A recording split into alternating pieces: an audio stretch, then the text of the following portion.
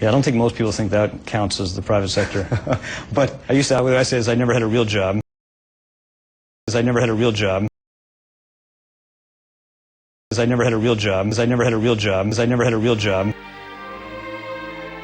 It takes a long time to do the necessary administrative steps that have to be taken to put the legislation together to control the people, to control the people, to control the people. We're broke. America's broke.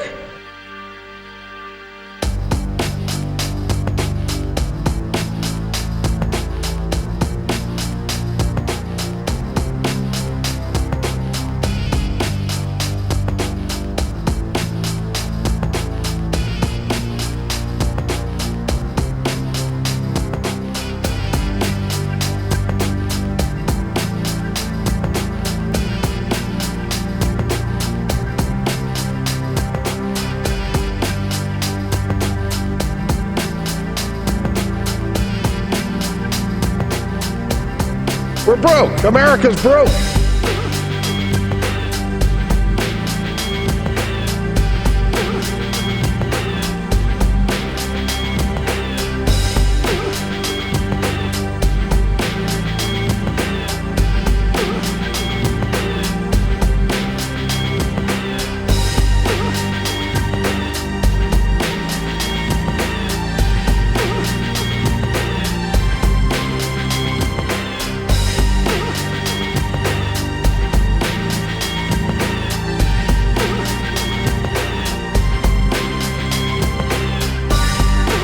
We're broke. America's broke.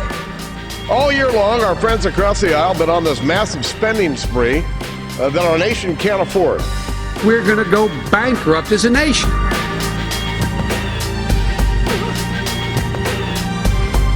The government is promoting bad behavior because we certainly don't want to put stimulus forth and give people a whopping $8 or $10 in their check and think that they ought to save it. Or would we like to at least buy cars and buy houses in foreclosure and give them to people that might have a chance to actually prosper down the road and reward people that could carry the water instead of drink the water? This is America. How many of you people want to pay for your neighbor's mortgage that has an extra bathroom and can't pay their bills? Raise their hand.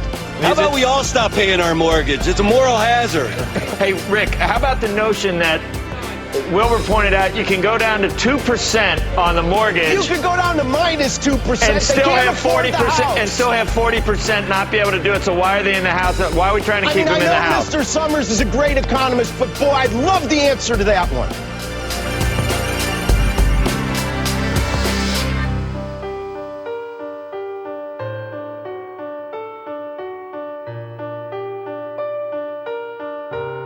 We're going to go bankrupt as a nation. You're telling me we got to go spend money to keep from going bankrupt? The answer, yeah, that's what I'm telling you.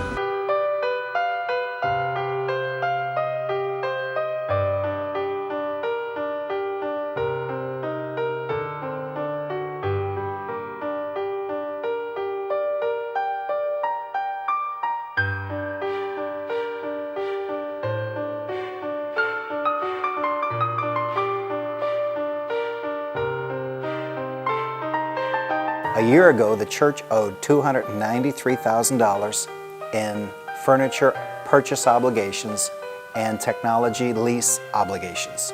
$293,000.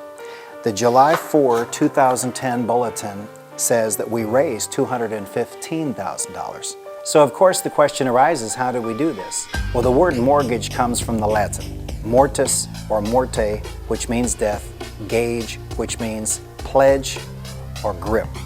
So literally a mortgage is a death pledge, a pledge to the death. Literally it is a death grip on the mortgagee. So what happens when you pay a mortgage is typically you start a 30-year mortgage, a 20-year mortgage, a 15-year mortgage, and it's like this candle. Initially, your principal payments are small. Only later do your principal payments get larger, which means initially it's almost all interest. Only later is it less interest. So here's how the church paid off $293,000 by raising $215,000. We kept making our regular payments, but then what we did is we burnt the candle simultaneously from the other end of the candle. And of course, these are the regular payments, and notice that the principal's small. But when you prepay, it is all 100% principal. And guess what we're doing? We're burning the candle from both ends. And that is how we paid off $293,000 by raising $215,000. And as you've heard me say many times, what one man can do, another man can do. So the bottom line is, I'm not just a pastor, I am also a guy who knows how to eliminate debt. I am like Dr. Debt Eliminator. And I believe it's the will of God. I believe in these times, we, the people of God, we have got to protect ourselves. The first big thing I ever paid off was the church we built at Interstate 30 and North Fielder Road. We borrowed $825,000 in 1987. We had a 15-year note. We paid that off in 9 years. By Independence Day of '96, it was paid off. 2 houses ago, Sue and I had a 30-year mortgage. We paid that off in 9 years. Our last house, Sue and I had a 15-year mortgage. We paid that off in 7 years. So why don't we get free? In these 4 nights of the Debt Detox Seminar, I'm going to do everything in my power to help you, assist you, and motivate you. The basics show you how to get out of debt. Let's get out of debt. Let's protect ourselves in these uncertain times, and let's get out of debt. So here's the bottom line. Math got you into the situation you're in right now.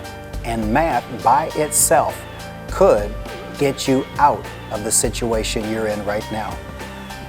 But the news is better than that, because with the help of the Lord, with the favor of the Lord, with the blessing of the Lord, what is impossible for one man is entirely possible for another man. So these 4 nights are not going to be typical church. We have designed this so that you will feel comfortable inviting coworkers and neighbors. So at 6 o'clock Sunday, 7 o'clock Monday, Tuesday, Wednesday, we start. Before the start time, we're going to have free food 15-20 minutes ahead of the start time each evening for anyone who comes.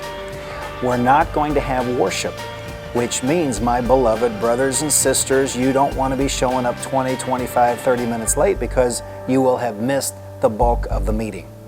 So we're going to get straight into the message those 4 evenings, and then we'll do an offering at the end. The seminar is designed for you to get the most out of it with the least investment of time, and it's designed for you to bring people to church that might not otherwise come. It's not church, it is a seminar, just like somebody might go to related to their work. We have Vacation Bible School all 4 nights for the children. We have nursery for the little ones. We have food before the seminar. So there's no reason to not come, exert a little bit of energy, and get a lot out of it, and get out of debt.